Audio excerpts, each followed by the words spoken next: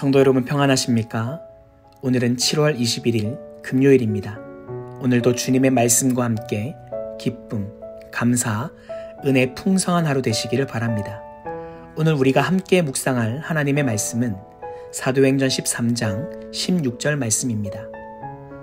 바울이 일어나 손짓하며 말하되 이스라엘 사람들과 및 하나님을 경외하는 사람들아 들으라. 아멘. 1차 전도 여행을 시작한 지 얼마 지나지 않아 바울의 일행 중에서 요한이라는 청년이 다시 예루살렘으로 돌아가는 일이 발생했습니다.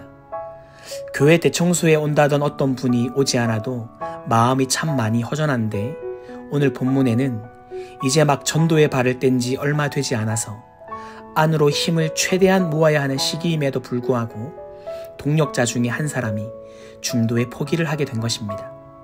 그렇다고 해서 이 어려움 때문에 발목 잡힐 수는 없었습니다. 바울의 일행은 버가에서 더 나아가 비시디아 안디옥으로 가게 되었고 자연스럽게 안식일에 회당에 들어가서 설교할 기회를 얻게 되었습니다. 이때 설교자가 바울이었습니다.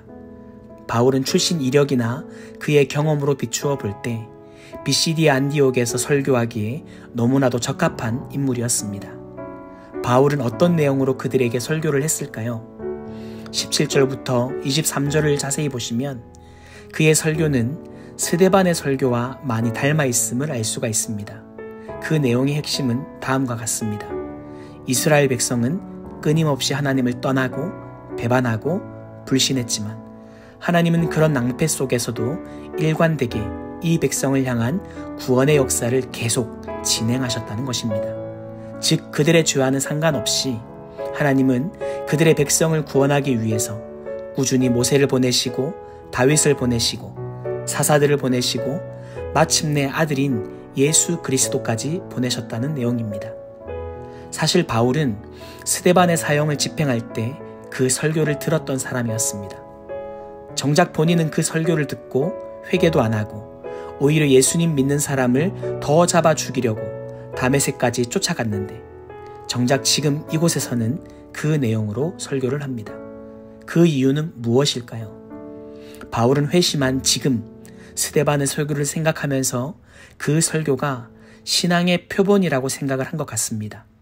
동시에 하나님의 구원의 사역은 사람 따라, 환경 따라, 문화 따라 좌지우지 되지 않는다는 것을 자신의 지나온 시간들을 바라보면서 철저하게 회개하는 마음으로 이 말씀을 전달하려고 한 것 같습니다.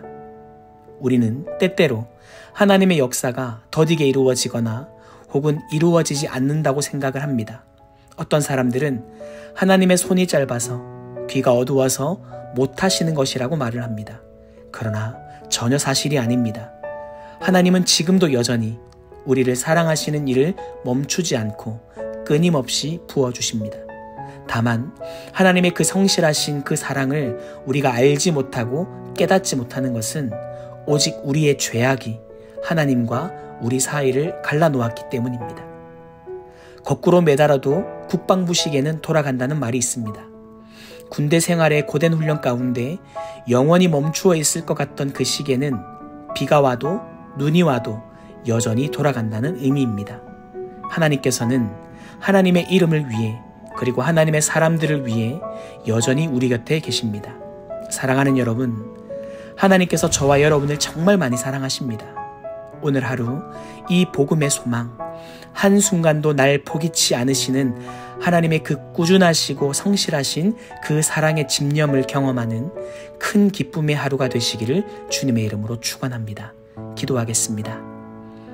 사랑의 하나님, 하나님의 변함없으시고 신실하신 그 사랑의 열심을 우리가 잊지 않게 하여 주시고 오늘 하루 호흡하는 동안에 하나님의 그 사랑하여 주심이 느껴지는 복된 하루가 되게 하여 주옵소서.